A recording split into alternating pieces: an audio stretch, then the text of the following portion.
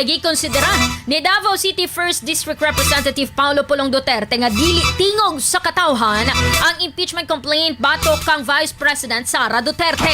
Kini ang gipamahayag ni Congressman Pulong kalabot sa gitakdang pag-file og impeachment complaint batok kang VP Sara sa Pebrero 2026. Nanawagan si Pulong sa iyang mga kaubanan nga dili ipasa sa Katawhan ang desisyon nga dugay na nga giplano ug dili tingog sa katawhang Pilipino.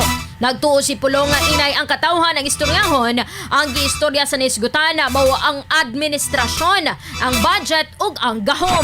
Ni-question ni Pulong ang laka nga daw dunay script ginapaspasan ug dungan nga nagalihok ang usa ka super majority nga daw dunay nagsugo sa nahisgutan.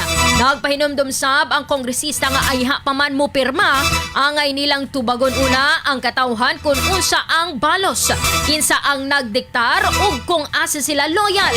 Sa katapusan, ang katawhan lang gihapon ang maoy mag-antos tungod sa korupsyon sa panggamahanan.